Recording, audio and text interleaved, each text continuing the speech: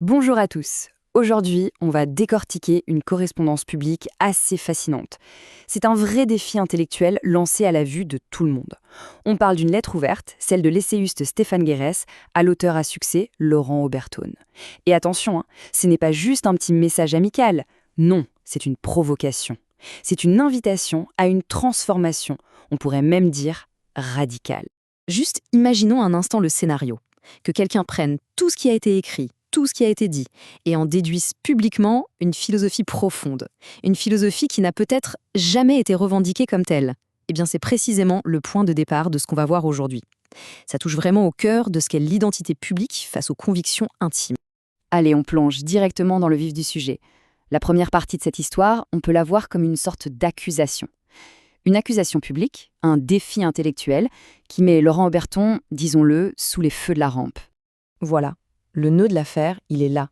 Stéphane Guéhière, qui est lui-même un libertarien assumé depuis longtemps, il avance une thèse assez forte. Laurent Oberton, qu'on connaît pour ses livres chocs sur la société française, serait en fait, secrètement, un libertarien. Et ce n'est pas une affirmation en l'air, il prétend appuyer ça sur une analyse très détaillée de ses écrits. Et c'est là, vraiment, que ça devient passionnant. Parce que Guérès, il ne se contente pas de jeter une idée comme ça. Non, il met, comme on dit, les preuves sur la table en se basant sur les propres mots d'Oberton. Et la pièce à conviction numéro 1, le dossier à charge de Guérès, il repose quasi entièrement sur ce livre Game Over. Pour lui, ce bouquin, c'est une mine d'or, une sorte d'aveu idéologique qui ne dit pas son nom. Il va donc y piocher tous les éléments qui, selon lui, trahissent la nouvelle pensée d'Oberton. Et là, l'analyse de Gers, elle est d'une précision assez remarquable. Il va identifier des thèmes très spécifiques qui sont vraiment au cœur de la pensée libertarienne, et en particulier celle de l'économiste Hans Hermann Hoppe. La critique de la tyrannie de la majorité, la notion de préférence temporelle. Honnêtement, ce ne sont pas des concepts qu'on entend tous les jours, mais pour un connaisseur, ce sont des marqueurs idéologiques ultra clairs. Et pour appuyer tout ça, Gers sort les citations. Prenez celle-là, par exemple. Propriété, intégrité, responsabilité, consentement. Pour un libertarien comme Gers, cette phrase, c'est quasiment un credo. C'est la base sur laquelle toute leur vision de la société est construite. Alors lire ça sous la plume d'Oberton, c'est un signal qui est perçu comme extrêmement fort. Et alors là, cette deuxième citation, elle est peut-être encore plus directe, encore plus explicite. Critiquer l'État comme étant la source des problèmes et non la solution, c'est vraiment la pierre angulaire de la pensée libertarienne.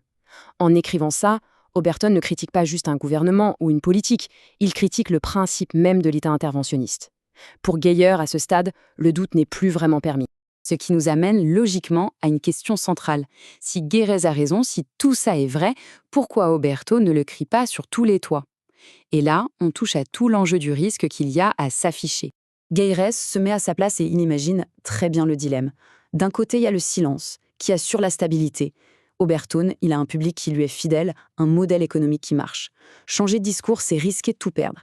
Et de l'autre côté, s'afficher, c'est prendre le risque de choquer une partie de ses lecteurs, de devoir défendre une idéologie qui est complexe et, il faut le dire, très mal comprise en France, et donc potentiellement de se retrouver isolé. C'est un calcul risque-bénéfice vraiment pas évident. Et au cœur de toute cette critique, on trouve cette figure, le Léviathan. C'est une vieille métaphore en philosophie pour parler d'un état monstrueux, tout-puissant.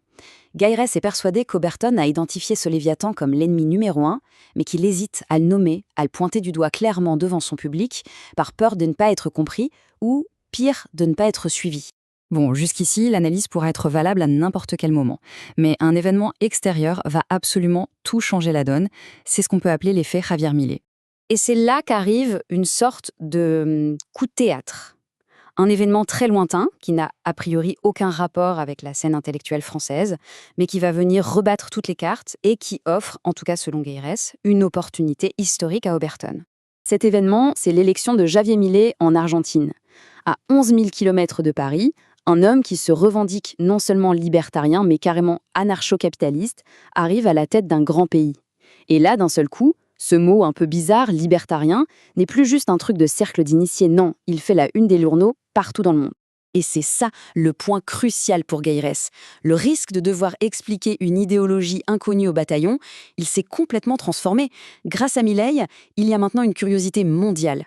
Le public d'Oberton, qu'il le veuille ou non, il entend parler des libertariens à la télé, à la radio. La question, ce n'est plus « c'est quoi ce truc ?», mais plutôt « est-ce qu'Oberton pense comme ce type ?» Le contexte a totalement, radicalement changé. Et donc, face à cette nouvelle situation, Geir ne se contente plus d'analyser. Il lance un véritable défi. Il appelle Oberton à se transformer, à devenir ce qu'il va appeler, avec une formule assez marquante, Uberton. Le conseil, il est direct, il est sans détour. Foncez. Geir l'encourage à avoir le même courage que Milei, à ne plus rester dans le sous-entendu, dans l'implicite, mais à embrasser à fond cette identité idéologique. Pour lui, il ne s'agit plus de juste préserver son audience, mais de surfer sur cette vague immense pour la guider. Gainers va même jusqu'à transformer ce risque en une opportunité chiffrée. Il fait une prédiction. Oui, bien sûr, Uberton perdrait une petite partie de son lectorat, mais il pense qu'une bonne partie serait au contraire enthousiasmée et surtout, qu'il attirerait une foule de nouveaux lecteurs, des curieux, la foule Millet. Dans son calcul à lui, le gain serait bien supérieur à la perte. Et nous voilà au concept final, le cœur de sa proposition. Ce jeu de mots sur Uber, qui veut dire au-dessus en allemand, ça suggère une élévation. L'idée, c'est qu'il ne s'agirait plus seulement pour Uberton de décrire les problèmes, mais de devenir un leader narratif, quelqu'un qui montre un chemin, qui incarne une solution, la liberté avec un grand L. C'est une invitation à changer complètement de dimension.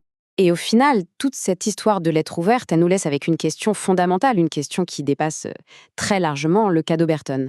Quel est le rôle d'un intellectuel, d'un auteur public? Est-ce que son rôle, c'est de se contenter de mettre des mots sur les angoisses de son public? Ou est-ce qu'il a une responsabilité de le bousculer un peu, de le guider vers des idées nouvelles, quitte à prendre le risque de le perdre en chemin? La question, évidemment, reste ouverte.